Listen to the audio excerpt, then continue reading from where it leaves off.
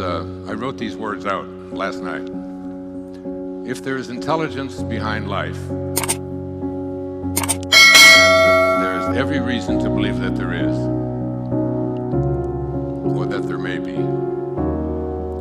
and think about that for a moment. If there is intelligence behind life, and all of science points to the fact that there is some kind of an intelligence behind life, behind this body that you were hearing about in the last hour, that there's something mystical, if you will. And I brought with me just a quote from the man who won the Nobel Prize for Physics. He was Einstein's greatest teacher. He was considered the father of modern quantum physics. His name was Max Planck. And on receiving the Nobel Prize for Physics, this is what he said. He said, as a man who has devoted his whole life to the most clear-headed science, to the study of matter, I can tell you, as the result of all of my research about atoms, this much, that there is no matter as such. That all matter originates and exists only by virtue of a force which brings the particles of an atom to vibration and holds this minute solar system of the atom together. We must, as scientists, all assume that behind this force is the existence of a conscious and intelligent mind. This mind is the matrix of all matter. This divine intelligence that is behind everything that is working in this body that we are so consumed with and so concerned about, and how to keep it healthy, that there is something beyond that. One of my favorite poets once observed, he said, what if you slept? And what if in your sleep you dreamed? And what if in your dream you went to heaven and there picked a strange and wonderful flower? And what if when you awoke, you held that flower in your hand? Ah, what then? Samuel Taylor Coleridge, who wrote the rhyme of the Ancient Mariner, that there, and I wonder when I ask that question, I've done it on a couple of my public television specials, to ask that question, do you really believe that such a thing is possible? Because as I wrote out last night, I said, if there is intelligence behind life, and there is every reason to believe that there is, then all of that intelligence must be innate in each creation of that intelligence.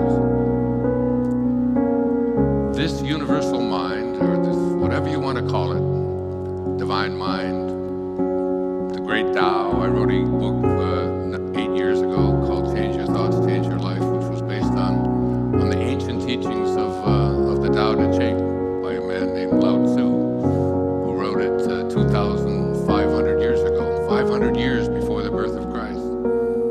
And in that great tome, some call it the wisest book ever written, there's 81 verses, and I decided to write an essay on each of those 81 verses and how to apply it in today's life. He said, the great Tao, God, soul, this matrix behind all of life, he said, it does nothing, and yet it leaves nothing undone. He said, each and every one of you are doing nothing. You're all just being done. There is something moving the checkers around in this checkerboard that we call our life, that Arthur Miller was referring to when he said, I don't know, but I probably am. The thing that gets you into trouble isn't what you don't know. It's what you know for sure that just ain't so.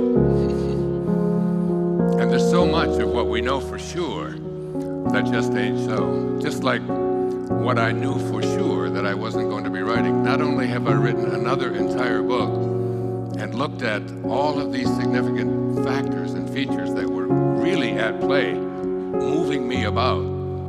So there's a wonderful poem I want to share with you that reflects what Mark Twain was saying, that it's what you know for sure, but that just ain't so. It's called The Cookie Thief. It was written by Valerie Cox. A woman was waiting at an airport one night with several long hours before her flight. She hunted for a book in the airport shops and bought a bag of cookies and found a place to drop. She was engrossed in her book, but happened to see that the man beside her, as bold as could be, grabbed a cookie or two from the bag between, which she tried to ignore to avoid a scene.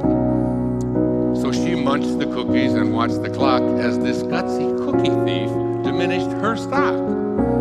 She was getting more irritated as the minutes ticked by, thinking, if I wasn't so nice, I'd blacken his eye. With each cookie she took, he took one too. And when only one was left, she wondered what he'd do.